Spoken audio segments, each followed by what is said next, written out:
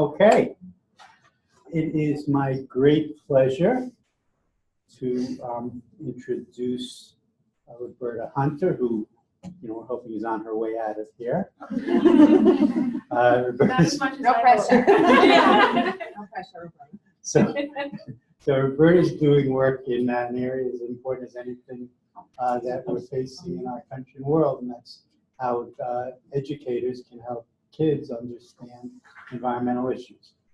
She's got a really rich experience, both scholarship and practice in the environmental sciences. So, Roberta. Thank you, everybody.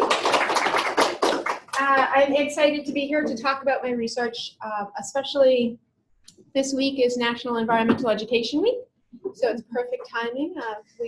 National EE Week wraps around Earth Day, which was Monday, so we're all in that green frame of mind. Before we start, I do want to say, we're going to be talking today about social ecological systems, and how humans are entangled with the biophysical world around us. And with that in mind, remember that we are here in this space today because of dispossessed peoples that were removed from their social ecological systems, right? This was originally Lenni Lenape territory. Those were the original inhabitants of what we call New Jersey. And Rutgers itself was built early on by slaves that had been dispossessed of their homeland and their freedom. So to always keep that in mind in a historical sense of what has happened in these systems as we move through them. So why am I talking about environmental literacy, right? We are in an era of change that is so great that many scientists believe that we are in a new geological and sociological era, the Anthropocene, right? That our impact on Earth is so great that it's marked the geological record. And that's a very big concept, right? But every day we face issues in our community, right? At the state level, across the United States, more so now, even in the last few years, but also ones that affect the globe, that affect this whole giant social ecological system that we're in. And it could be our everyday actions that affect those. So we need to be thinking about how we're relating to the world around us in an environmental way. So if we look at a local level, this is a scene that's really familiar for most parts of New Jersey, right? We're the most urban state in the Union, but we are known as the Garden State because we do have, we retain farms both big and small. And so this is rural New Jersey. This is a farmland that, like sadly many farm tracts, is up for sale, right? It's very hard to be a farmer in this most urban state. And so I want to give you a scenario with this picture in mind, right? So the farmer has decided to retire. Nobody wants to pick up the farm in his stead, and so he wants to sell the land. And a developer, Jensen Brothers Inc., is interested in purchasing that farm and developing it, but needs a zoning variance to do that, right? And so they want to put in a mixed-use community. So it has residences, it has retail, it has all the things that you would need in this little enclave. So what about this could be problematic from an environmental perspective, right? So there's a list of potential environmental issues generated by this scenario. What I want you to do is to take a minute or two, talk to the people next to you about which of these are the two most relevant issues to you and why. So this is where the audience participation comes in. So discuss.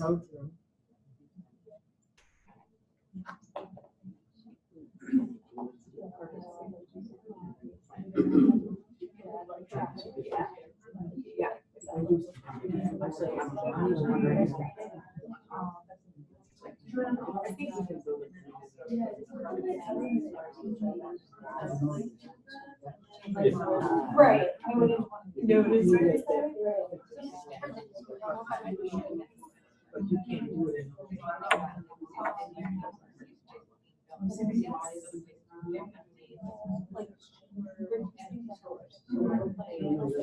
I don't know, garbage.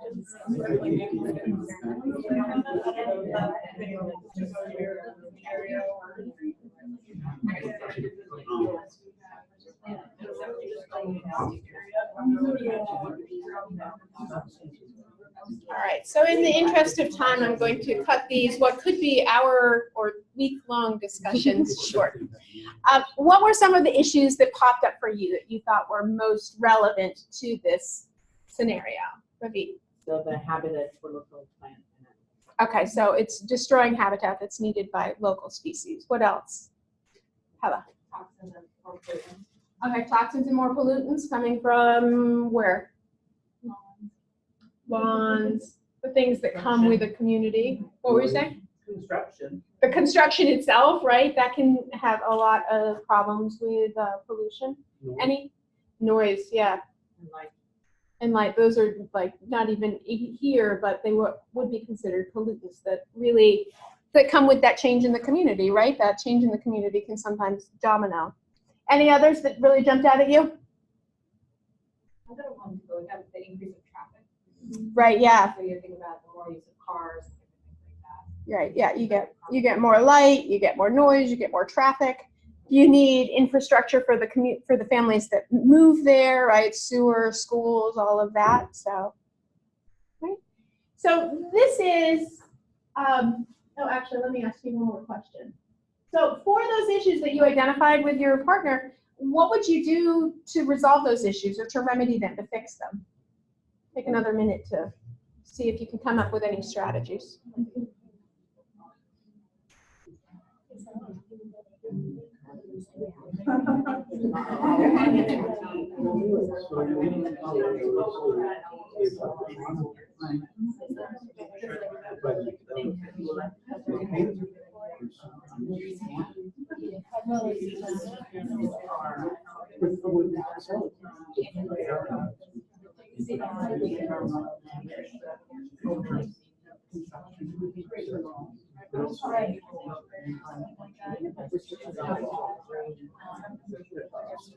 All right, so what were some ways that you feel you could address the problems that you thought were the most important?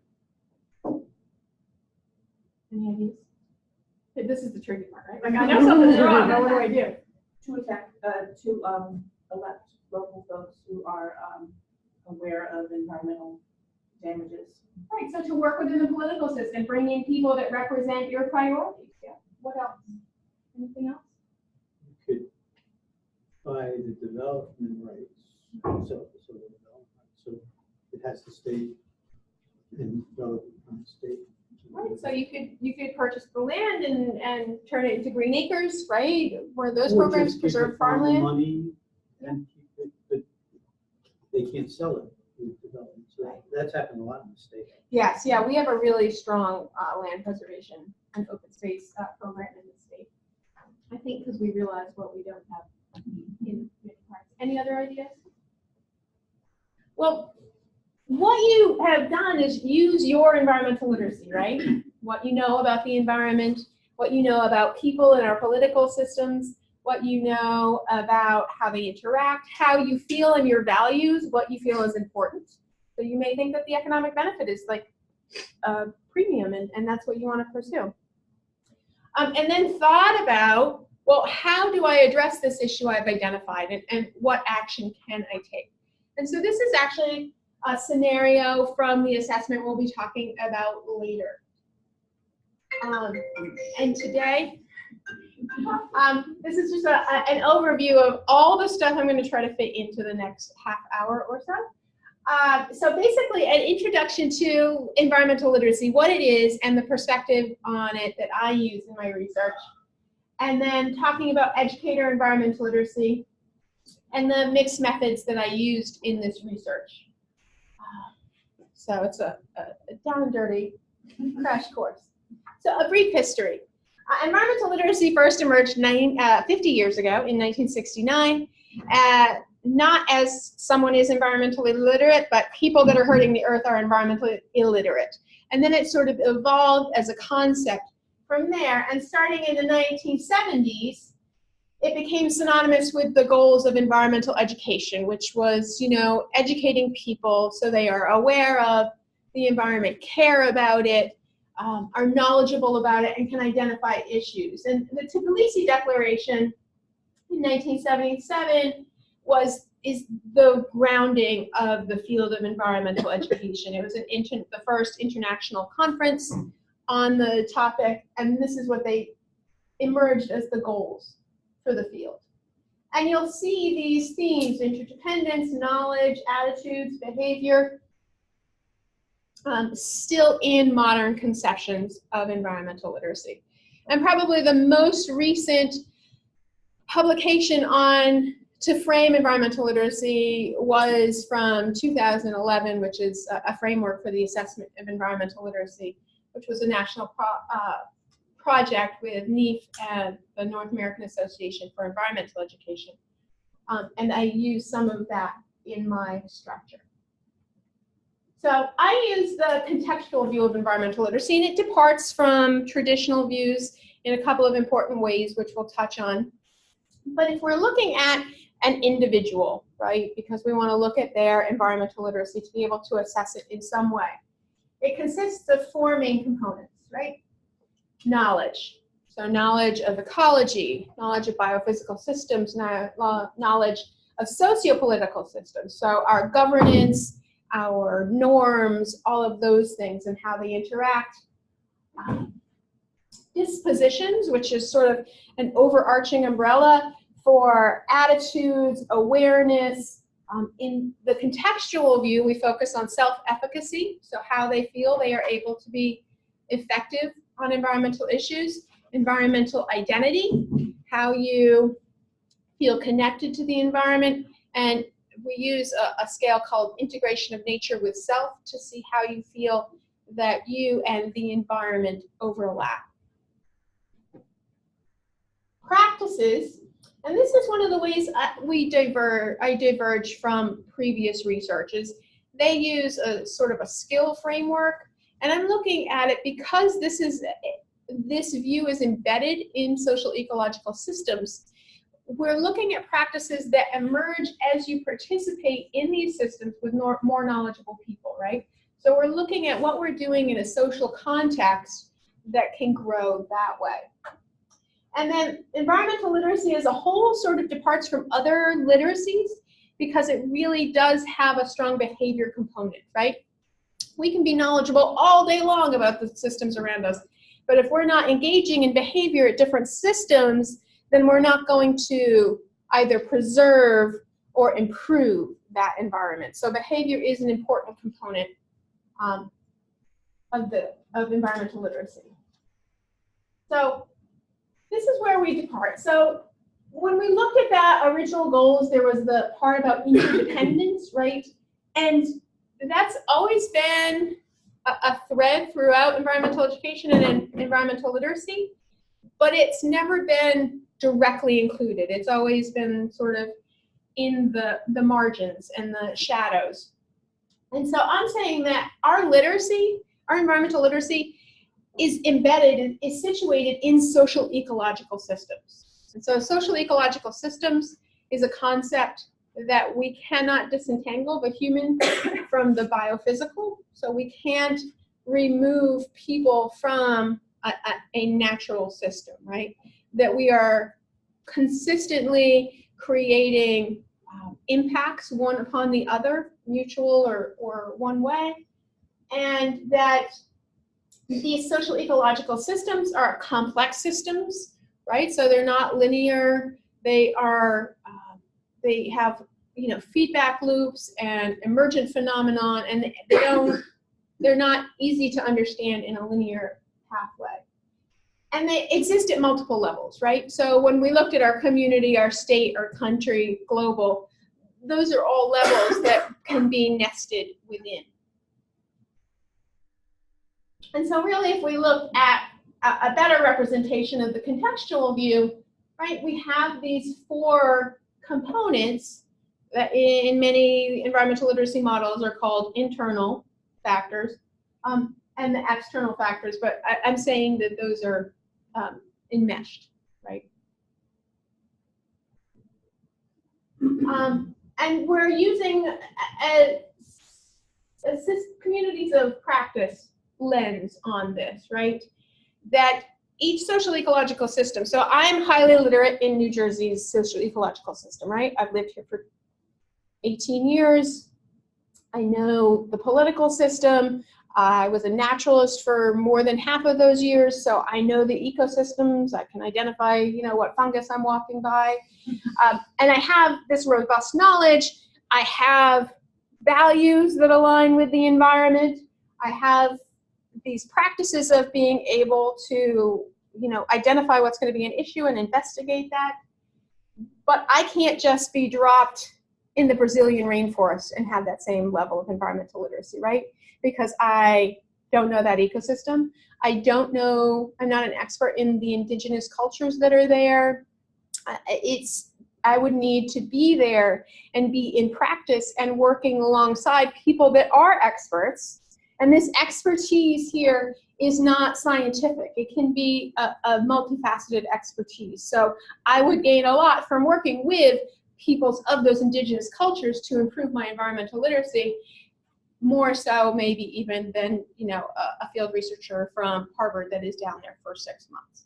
So my participation in the system drives my environmental literacy, but my knowledge also drives my participation. And so given this, we can look, instead of looking at knowledge as being an important component of moving through the world as an environmentally literate person, but we can look at practices that we can use to boundary cross between systems, right? So I can develop these practices here and then engage in those practices in a different milieu and work and develop my environmental literacy there. So 4 main ones that we're going to look at today are what you did today, right? You looked at a scenario, you figured out what's an issue, right? And then we skipped the investigating the issue out of time and space. And then generating multiple possible solutions, because there's no cut right or wrong answer in these. Environmental issues are wicked problems. They are complex and no right or wrong and multiple possible solutions. And then evaluating those options and choosing the best one for that context, right? Because the action that works in one system will not necessarily work in another.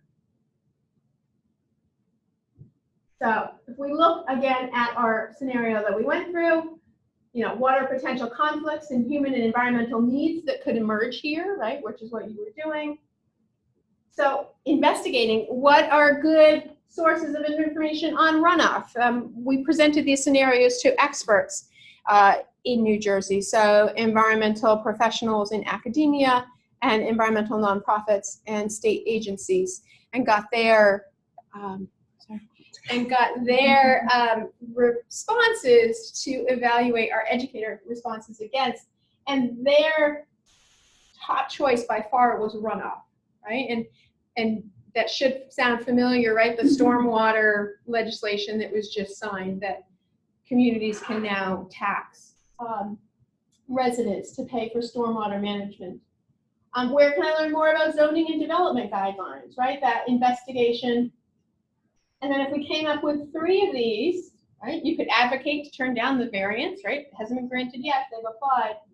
You could install permeable paving surfaces, or you could boycott local businesses. And those all have value, but are they equal in value? We have to figure out which one is the best. So, and these practices facilitate movement through a continuum of literacy. It's not like you are literate, environmentally literate, or not, right? We're not sorting into 2 buckets here. Stables theorized that there's a continuum of environmental literacy that relies on how you engage with the environment, just as we would look at other forms of literacy as how you engage with text or how you engage with digital media. And he describes them as like this, right? So functional knowledge is being able to go into a forest and saying, that's an oak tree and that's a maple tree, right? Cultural knowledge would be going into that same forest and saying, oh, well, the red oak is the New Jersey state tree, so it has meaning for this moment in culture. And critical ability is to look at those deeper meanings, to say, oh, well, this forest has changed over time. It's not what it looked like when the Lenape were here or when settlers first came, and we're using that differently. So this culture, this critical level, is when we start really looking at the relationship of environment and society and how they're enmeshed, and using that to address the issues, saying, okay, we need to look at, say, farmland preservation because it's an important value for us and it plays roles in as a carbon sink, right?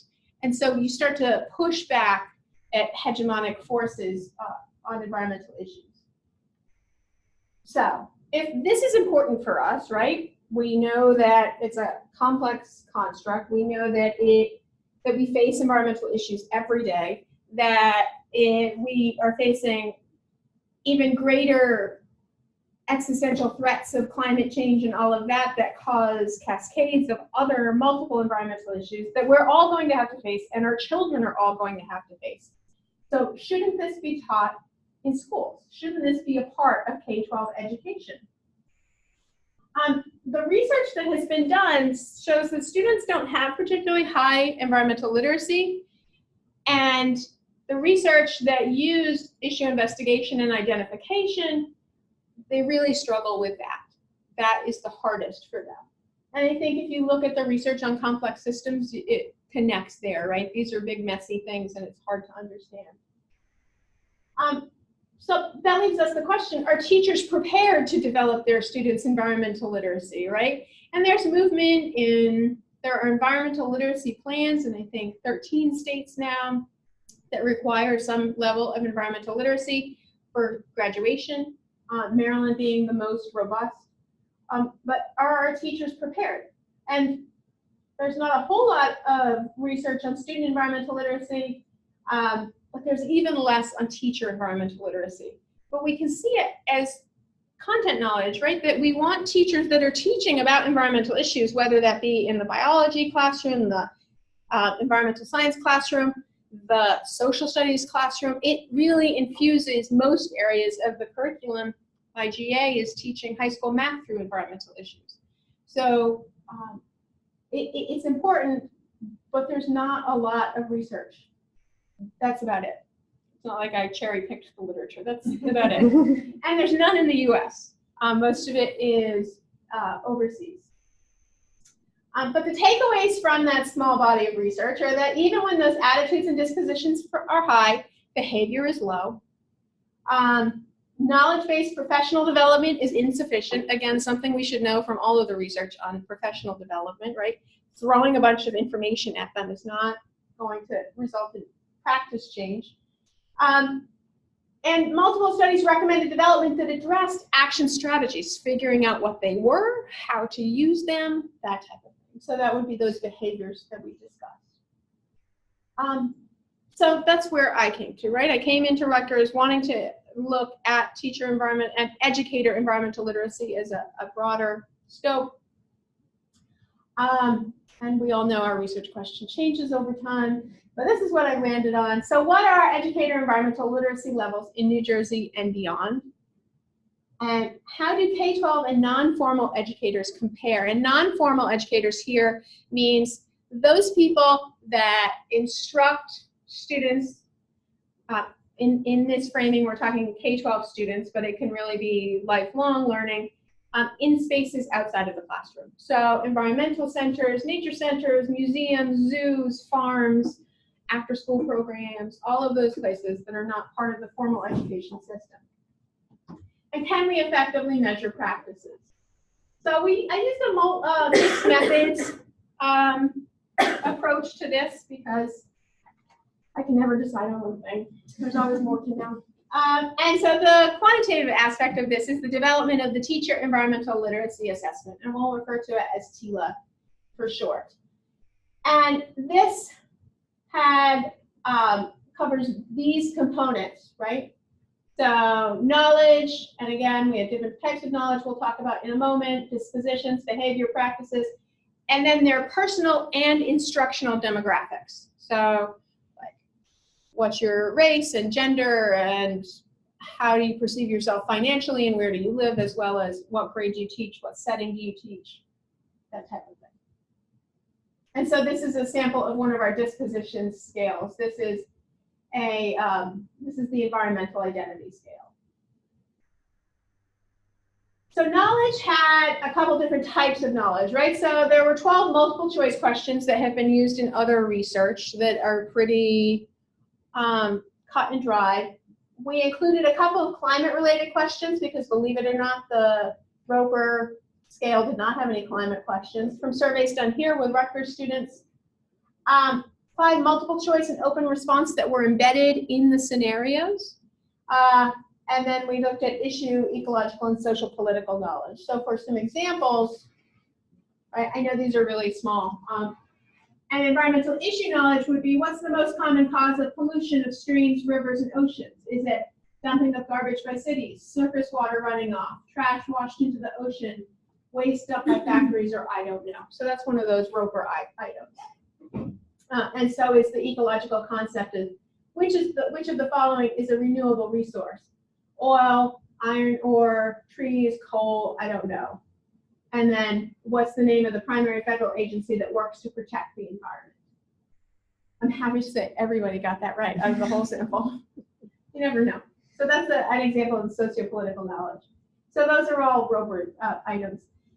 And then we embedded questions in scenarios. So the first 2 are from a scenario on the extinction of deer. You know, so Logging International decided to move all the deer to half of the range and log the other half.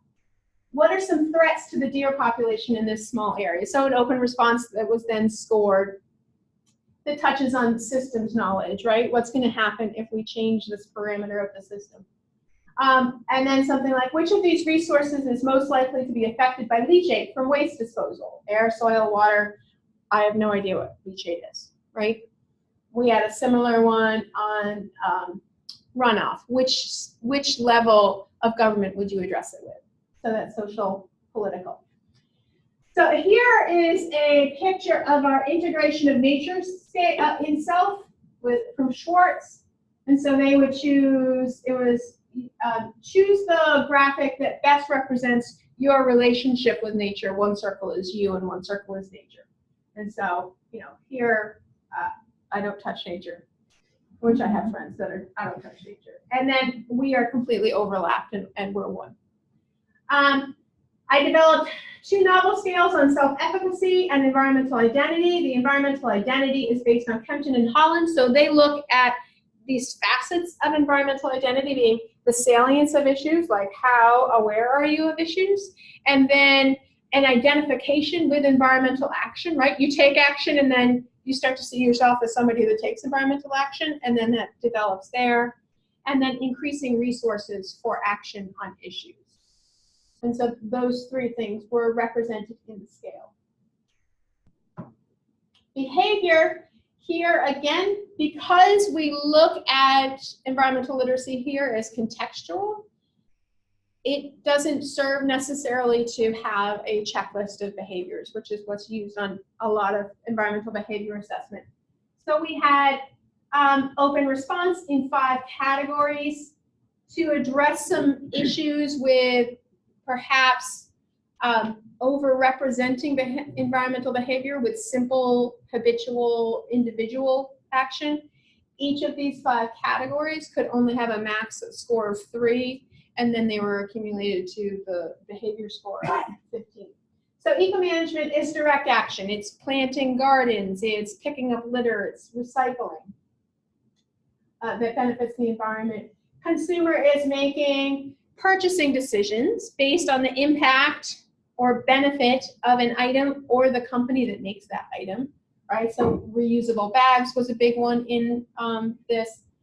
Not using straws was another big one. That video of the turtle with the straw was the best PR ever. Everybody talked about it. Persuasion, which is talking to other people in a private or a public forum to inform them and urge action on an issue. Political is working within the political system, right? So it could be like getting people that represent you to run for office. It could be writing your legislators, voting, attending town meetings, or environmental impact open hearings. All of those fall within the political category.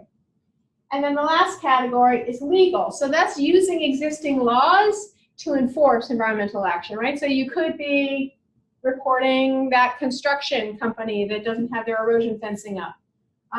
You could be bringing a company to court or petitioning for endangered species status. So you can see it evolves from sort of very hands-on direct to indirect, but potentially very impactful. So here we're looking at two groups of behaviors. We're taking these 5 and we're splitting them into personal level behaviors, right? Ones that are at a personal or interpersonal thing that are very direct and in my sphere, and systemic level behaviors that are working in these socio-political systems to have a greater impact. So we're going to come back to these two categories later on, the personal and systemic level behaviors. And then we have these scenarios. You've seen the first one on the land use development, right, our farm. The second one was about Corporation X, who had developed an electronic device that was really popular, and with the increased demand, they had increased waste, and they had to decide where to put that waste. Was it in a white rural community, sparsely populated, in an urban, primarily minority community, or in a community overseas in a developing country?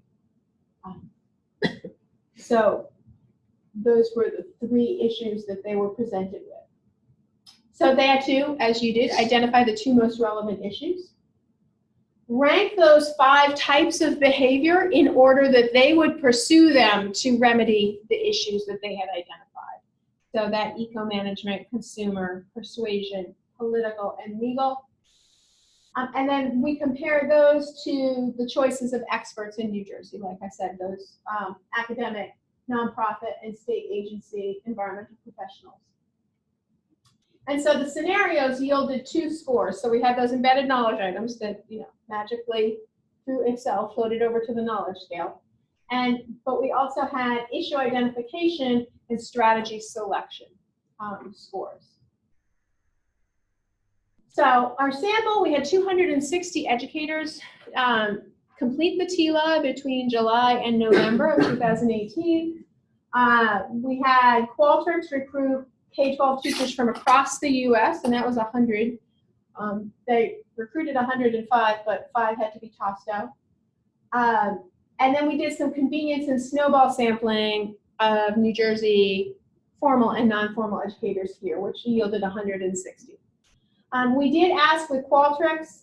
We noticed at the beginning of our New Jersey sampling that minorities were underrepresented. So we asked Qualtrics to sample more minorities to hopefully start to balance that out. And they were both roughly representative of their respective national teaching force, right? So the K-12 teachers actually overrepresented minorities a bit. The non-formal educators underrepresented minorities a bit. However, the study, Gupta et al., looked at the diversity by EPA region, and we're in region 2, which is one of the most diverse because it includes New York, New Jersey, Puerto Rico, and the U.S. Virgin Islands. So we fell short on our Hispanic and African American representation in our sample. And then we had a subsample, 50 respondents, 25 formal, 25 non-formal, that participated in interviews to sort of ground check the items and to explore their responses more. So for our TILA scales, you can see that everything looked pretty good. with the exception of those novel self-efficacy and environmental identity scales. They skewed really high, the scores. And the question here is that because of the sample, right? Because these were self-selecting people, and so they presumably cared something about the environment, so they may have had higher environmental identity. Or is it a scale issue, in which the plan is to test these further with a little more diverse samples to see if we, how they turn out. We looked at how the scales were related, and we found a couple interesting things. So most interesting was that the behavior was strongly correlated with the knowledge, which is not the usual finding in the research. There were a couple of studies that found a high correlation. And in my discussion with Rebecca, we believe that this is likely due to the type of knowledge scale that we used, right? So we used more open-ended, we used embedded questions, higher level. You know, I had somebody that tested the knowledge, the Roper items, and they're like, anybody that graduated 7th grade would know this. Not true, by the way. But I think it's because the behavior is more open and the knowledge has some open-ended items, I think it changes the relationship between the two. Now, given the cautious note I have about the environmental identity scale, it does seem to pick up on those components of Kemp and Holland that it was constructed around, right? Knowledge, your identity, your ability to create change, your self-efficacy, and your environmental identity. So this is interesting and potentially promising. And then last is knowledge and issue identification, right? Which supports the idea that you need to know something about these ecosystems before you can identify what might be a problem. And that echoes Stables, the author that created the continuum, who said, you know, you need functional literacy before you can get to critical literacy. It's not that we're poo-pooing functional literacy, it's just part of a process. We did find some demographic effects, some echoed the literature, some did not. Gender, I have the category neither, asterisk, because that's a collapsed category of prefer not to say and other. They scored lower on most issues than both men, most scales than both men and women scored lower than men on issue identification. Hispanics scored lower than non-Hispanics on both knowledge and behavior, and then whites scored significantly higher than other groups, and again, other more than one. We only had one Native American Indigenous respondent, so we collapsed that category into other and more than one for analysis purposes. On knowledge and behavior, higher than Blacks or African Americans on issue identification, and higher than other more than one on self-efficacy and environmental identity. So this reflects some of the older literature. Some of the newer literature is saying, well, actually, minorities have higher environmental awareness and knowledge because they're the ones getting dumped on, right, by these issues. And so then we look at instructional setting, and our non-formals scored significantly higher in issue ID, behavior, environmental identity, knowledge. And I propose that that's because non-formal educators come from a disciplinary background. They don't require education degrees. So they are coming out of environmental science programs, environmental study programs, wildlife biology, that type of thing. And they're choosing a field that's poorly paid and a tough field because they have these high affiliations with the environment. And so then we also looked at grade level, and the one clear pattern here is that K-12 educators scored significantly higher on those same basic scales, and I think that's an artifact of those that identify themselves as teaching K-12 are the ones that are in non-formal and teach school groups and summer camps and a little bit of everything, and they often identify themselves as K to gray educators, right? We teach everybody from toddlers on up. So Then we want to look at the scenarios a little more closely, right? Because this is where we're trying to get at practices. We're trying to get at those things that we can bring with us to a new system and say, oh, this might be an issue. And we did that through the scenarios. And when we look at issue identification, right, what they thought was most important, if we look at the experts across here, this is all they chose, right? And so for scenario 1 that we did, they said changing the runoff is the most important, removing a carbon sink is next, and then changing the local culture and creating an economic benefit are last, right? Which suggests that more advanced environmental literacy of seeing the entanglement of social and ecological components. And then we see here, if we look at educators, we can see that the one that was most often placed in the top 2 are the same as what experts placed. And then we get to different ones, right? Reducing wildlife habitat, listing the deer as an endangered species was the same up there, creating air pollution. And by these asterisks, I indicated it was a distant third. Like this was the large component were the first 2 responses, and then everything else happened in smaller numbers. But what I see here is, here we have the second most likely to be a top issue was removing a carbon sink, right? Not really very tangible. Disproportionate impact on minorities or low-income people. Again, not real tangible.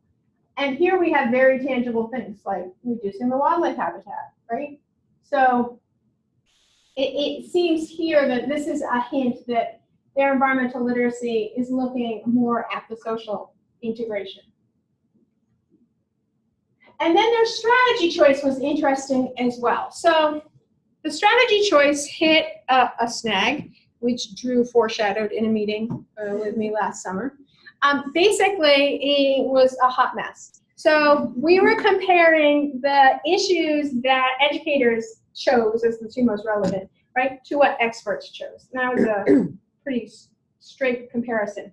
However, then we asked then I tried to compare the strategies. But if they hadn't chosen the issue that the expert had chosen, then I couldn't make a real comparison between the 2. But as I was banging my head and, wrestling with SPSS, I noticed that there was a pattern in the types of strategy they chose, right? So remember we talked about personal level behaviors, right, that have this very local impact, and systemic, which have a greater impact. Here we can see that the experts chose 2/3 of the time systemic remedies for the issues. And that was lower in the educators. They preferred the personal level strategies. So they would say, oh yeah, we should totally do some eco-management there and not shop at those shops, right? So for that first scenario, they had those personal level. And this is for the sample as a whole. We'll see something slightly different when we look at our interviews in a few minutes. So we did start to see the patterns of strategy choice diverged with experts and educators. So in summary, right, there were demographic effects, there were effects for instructional setting and grade band, and experts and educators chose different types of strategies. Okay. Then the interview study, right, participants were compensated with a $50 Amazon gift card. I did know many of the non-formal educators because I've been working in the field here in New Jersey for 18 years in various capacities, and I knew 3 of the K-12 educators in some way. So we emerged with 3 themes, okay? Theme 1 was in talking to them about their behavior and strategy choices that they made on the TILA, they said personal behavior only goes so far. But there's a discontinuity between personal and systemic action, and there are barriers to the systemic level. So we talked about these 3 things emerged from our conversations. So 20% of educators reported saying, so I asked them, oh, on the item, I feel able to create change to benefit the environment. You said, you know, anywhere from disagree to strongly disagree to strongly agree. And so 28% of them were neutral or disagreed to some degree. And their reasoning came into these little sub-themes, right? I'm engaging in other harmful behaviors, and so I'm neutralizing my impact. So Sophia, a middle school teacher, said this.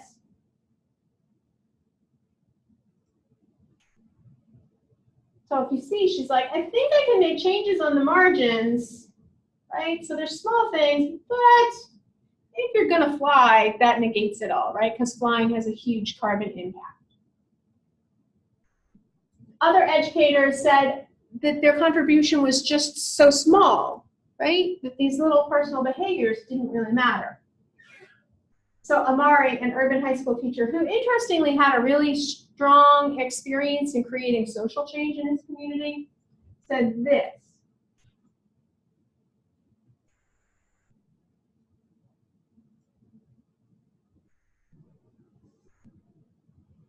Right, so I'm not confused. I know it hardly amounts to a drop in the ocean, you know, compared to the amount of bottled water everybody drinks. So he's making this choice because he believes it's the right thing, but his impact is this compared to the global amount. The other reason we have for the personal behavior only goes so far, and here's where we get into that idea of systemic and personal level behaviors, is more systemic change is needed. Ethan, a public high school teacher, says this.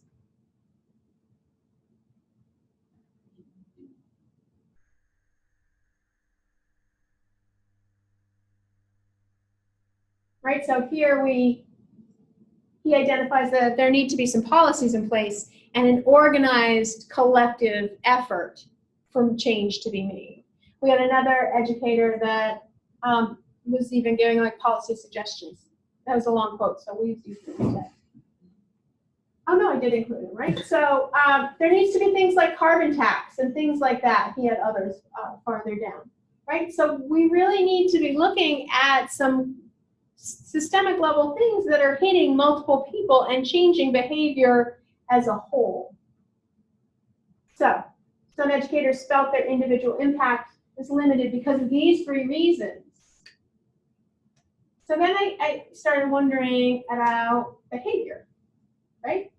So I started looking at their behavior and what they recommended to do in those scenarios, right? So you had to rank from most effective or from most likely to least likely the behaviors you would engage in to address the issues.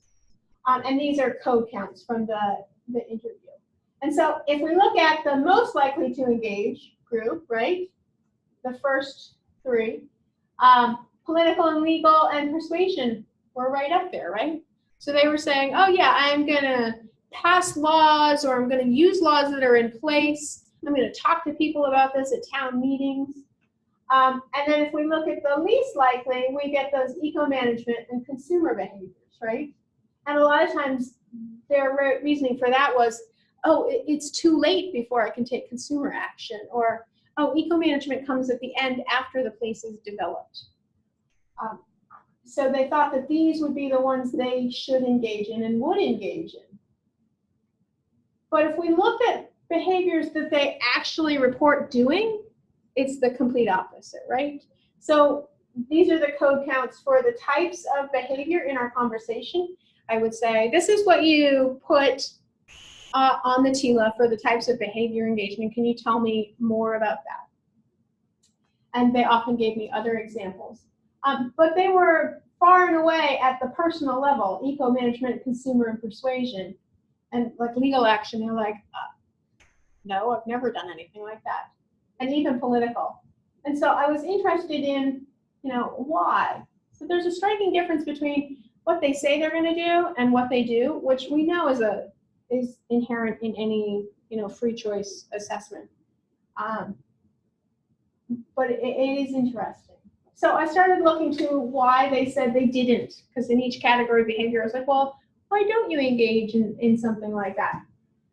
And so across the whole interview study, all 46 interviews that are an hour long, the theme that emerges for everything from knowledge to attitudes to behavior was time and money, right? I don't have the time, or it costs too much, or I'm on a limited budget, that type of thing.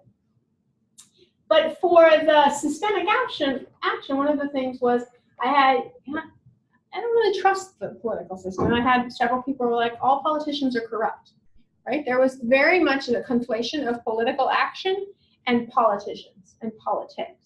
So, so Ava gets right to the point, right? I don't know if they're going to read those letters that my students and I write. You know, why would I go through the work of creating them? Inexperience in the system. So Audrey, who had identified the fact that the facilities at their school was dumping recycling into the trash instead of the recycling dumpster, said, I could whistle blow, but I don't really know how that would work or if it would work, right? So I don't know how to take that legal action. It never would be a choice of mine. And then this is the one that I find most interesting, is identity. And this is where people have explicitly stated what their identity is, right? A component of their identity, you know, that it's not monolithic. So Abby, the public middle school teacher, says, I'm not really a police type, right? If something's happening in public, yeah, that's one thing, but in private, it's not my business. I'm not going to go there. Penelope said, yeah, but I'm not political, right? I don't even do that myself. And so if, you know, she talked a lot about how environmental organizations send those emails and say, click here and sign on, or copy this and send that. That'll do, but if it's not, I'm not political. And then Dan, the non-formal, because it was interesting that this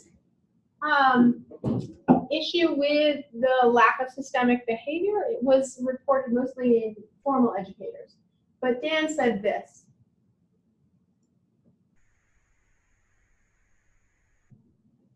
It's not what I do in the environment. I heard that a lot. Oh, that's not me, I'm an educator. Or that's not my thing. And then he said, they can't ever draw that line on me.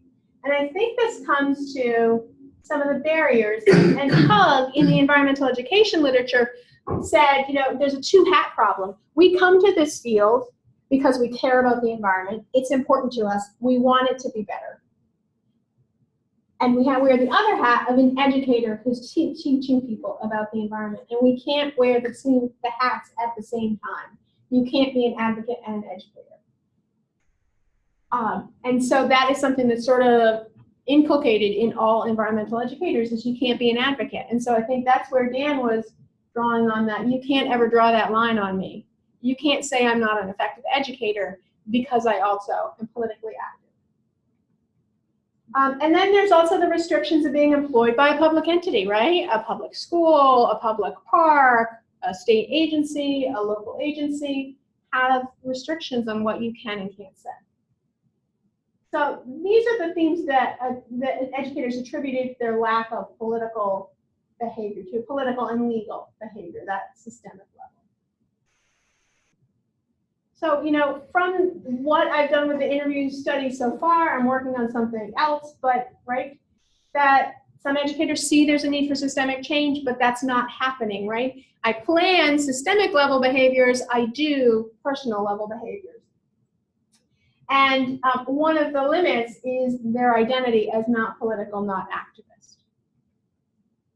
So these are the results from the TILA sample overall, the 260 educators. You can see that we have overall a pretty moderate level. Our behavior is pretty low. And these are the two scales that are problematic for some reason. But why do we care about all of this, right? That's a lot of information that I just dumped on you. Right? People that are teaching our children that need to be future environmental citizens are only moderately environmentally literate, right? That's like saying, okay, well, they're teaching our students math, but they only can do up to algebra 1, right? And so there's issues there. And the focus on personal level behaviors and not systemic level behaviors, it results in this gap in what Stern calls significant behavior, right? The behavior that actually accomplishes something at a decent scale, which is going to be those systemic indirect behaviors. And it can, from a critical level, it continues the privatization of environmental behavior, right? It's on me and you to do something to fix the environment, and not the company that is mining coal or increasing carbon emissions, or the government that is cutting environmental regulations, right? It privatizes it instead of keeping the cost with the people that create the pollution. So how do we help move these educators along in practice and behavior? And I think a promising avenue is using persuasion as a bridge. So if we look at our behaviors, right, we have our personal level behaviors of eco-management and consumer. We have our systemic level of political and legal. But persuasion really bridges between consumer and political, because it can be everything like boycotting a company, writing to a company. I had several educators that wrote to Dunkin' Donuts about their styrofoam cups, which they eventually changed to paper cups, all the way to speaking to your legislator, speaking at town meetings. So is this something that we can use to help move them to the systemic level behaviors? So the interview study was funded by the United States Department of Agriculture, National Institute for Food and Agriculture, Hatch Multi-State Funds, as part of study of non-formal educators' environmental literacy. And thank you to my GSE PhD colleagues with all the help they've given, Veronica and Heba and Carol and Randy and Rachel, and the list is long. I'll leave it for the acknowledgement section of my dissertation. And if you need to contact me, there's my email and my Twitter handle. So, questions or comments? Because I'm writing this for submission now, so I'd like to get feedback before I send it. Yeah, so you, well, I got a couple things, but one is, you ended by talking about that environmental educators shouldn't be advocates, right? Right, that's not what I believe, that's sort of the ethos of the field. So it would be objectionable if you lived in Flint, Michigan, to talk about the impact on water? Here, I think in a situation like that, it's so widely publicized and has such a public support for this shouldn't be happening that it removes the stigma, because you're not going against the grain of society as a whole. But if I'm saying, everybody, if I'm teaching and I say something like everybody should stop eating meat because it has a huge carbon cost, that would be considered over the line in most organizations. But if I spend time teaching about the environmental effects of meat eating, I mean, where does it not become advocacy when you're giving it a set of arguments that tend to be aligned with a particular political situation, right? And aren't you kind of parsing? It is, and it's very, as a practitioner, it's very frustrating to walk that line and try to find the line. And teachers have the same thing, where you're not getting emails to your director or your principal or whatever as being that environmentalist, right? And trying to get as much information as possible to your students without stepping over this micro-thin electrified line. And I think it's interesting because in another part of the interviews, we talked about what's your role in environmental literacy? And most of them said dispositions first, and then knowledge. So it was making people care about the environment. Not take action, but care. And then teaching about ecological systems. And so it's very much parsing, but it's very much a part of the culture. I mean, when I taught environmental education and communication Rebecca included the two-hat problem paper, saying that you can't be an advocate and an educator. The educator is presenting information, right? It has this very decontextualized idea of knowledge, right? But not telling people what to do. So gym teachers shouldn't tell kids to exercise. I know, All it's right, a good point. So another question, Yeah. kind of related. One of the things that you didn't talk about very much, I think you touched on it one little bit, but the sense of environmental issues being a social justice issue too. And so, when you talk about like context, right? You say context really matters, if there was a context. Well, one of the issues that arises a lot is that you can think about your environment in a particular context, and it actually has very pernicious effects on other contexts. So as long as you just circumscribe, right? I mean, there's lots of places in this country that are environmentally gorgeous, right, in lots of ways. But the only reason those happen is because some other people are paying for it with some really bad things, right? Right. And I think that's where I didn't address it. And in the interviews, so the second scenario had environmental justice aspects. So we had explicit conversations about environmental justice. But I think that's the importance when you're looking at it from a social ecological bent and when you're instructing from a social ecological bent is talking about the nestedness, right? So yes, preserving that farm makes me very happy right here in my community. It looks pretty, there's still butterflies. But what does that then domino to in Newark when you have a higher population density, right? And the issues there. So yeah, in high quality environmental literacy instruction that takes this perspective, you are going to have to talk about the effects on other systems and those interconnection and the nonlinearity of it, which is really tough. So, but you're right. And to me, a marker of that critical level of environmental literacy is being able to wrestle with something like environmental justice.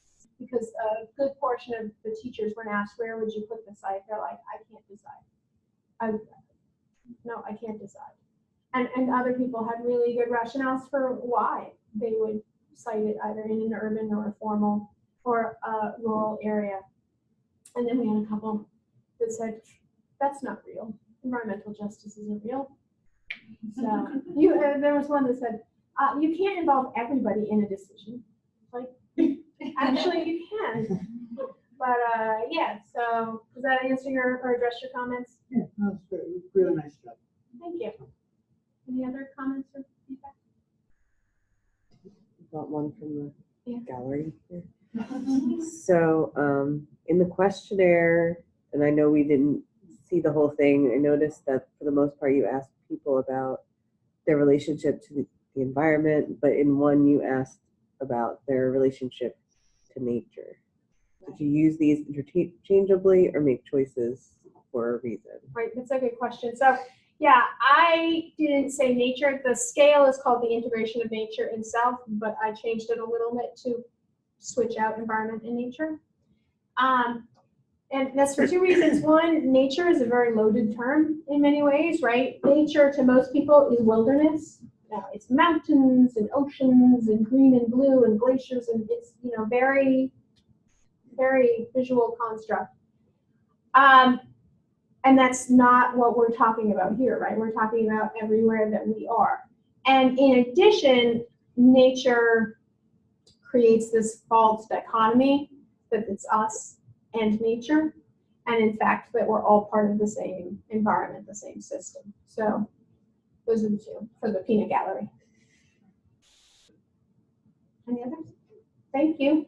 I appreciate it. If you have any other questions, I'm on my computer like 12 hours a day. I don't know.